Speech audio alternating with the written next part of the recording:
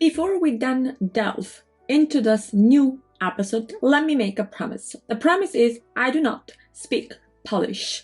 You'll understand why this is important later on. But let's start. The lexicon of a foreign language is like the map of a country you have never been to.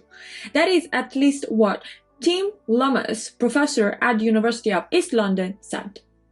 While travelers believe that seeing the world is essential to understanding it, some linguistic experts have a different position on the matter.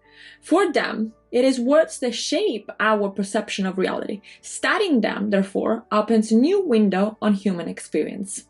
The unique terms that define the human inner life are specific to every language, from Alert to Zulu, and Lummis has collected thousands of them in one interactive lexicography. The searchable index of words is sorted by language and theme and draws from every part of the globe. His collection includes terms such as desire, and it's full of treasures. Some of these words are a journey in themselves. The term Ulof Teranga describes the sense of hospitality, generosity, and sharing that characterizes life in Senegal, where travelers experience a warm welcome traditionally extended to guests.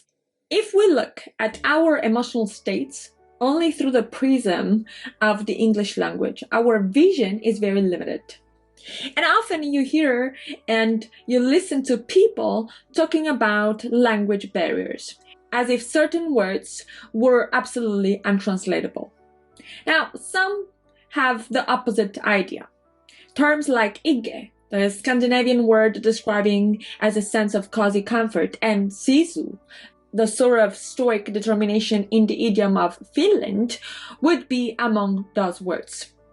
But that happens because they often adhere too closely to the stereotypes of the culture in question.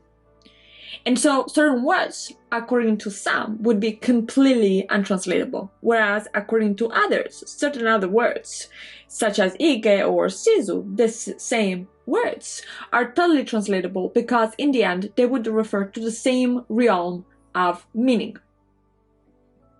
But let's take the word happy, for example.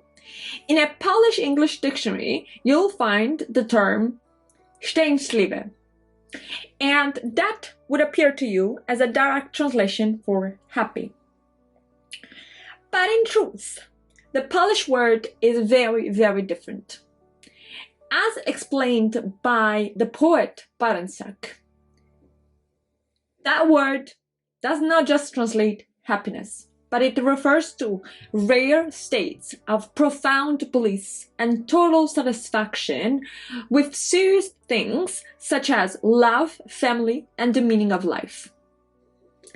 A technique used once upon a time, perhaps some of you may still use it. I certainly did suggest this technique to everybody that wanted to learn a language, was that to attach sticky notes with words indicating objects in parts of the house. So basically transforming the furniture into a set of notes to train memory.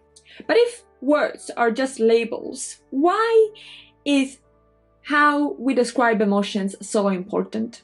Because yes, you might be a constructivist. You might believe that words are just labels, which in part I also do feel that is cogent and coherent with my perception of reality, right? Words are just labels. However, as some research suggests, the words that we use, the words that we use even to think, not necessarily to speak, those words shape the way we see the world.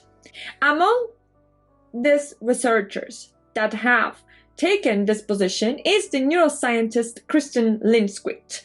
She is a director at the Carolina Affective Science Lab at the University of North Carolina, and she has found that the words we use play an important role in transforming experiences into recognizable emotions.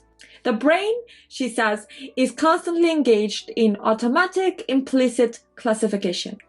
So if you used to know only one type of anger, that of your mother tongue, then you start, once you learn a second language, a third language, to distinguish 3 or 4 different varieties, where you could see that some words are not just synonyms of others, but there are words that have a slightly different connotation. And so your emotional range amplifies as well. I always say to Americans that to respond to the question, how are you, by saying great, that they would appear to be always on cocaine to some people like myself, which come from more modest cultures where you never respond to great unless something really great has happened.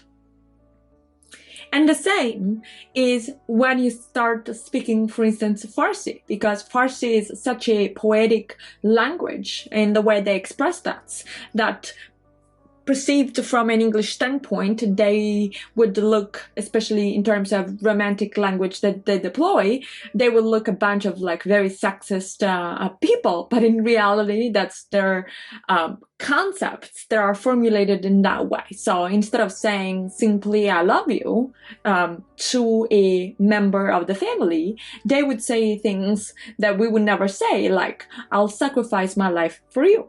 And that's just, for instance, brother to sister. But then learning few words is not enough to reshuffle the emotional categories of your brain, right? To do this, you need to put newly learned vocabulary into practice, preferably in situations that involve talking about feelings and sensations. And so even if you don't engage in flirty chatter in Tagalog or Urdu, whose melody, by the way, is absolutely beautiful, studying a language can still be a mind-opening experience. Carefully reading a map isn't exactly like exploring all the nooks and crannies of an unknown landscape, but it still gives you a general idea. And similarly, learning new vocab can give you a glimpse of how vast and varied the world of emotions can be.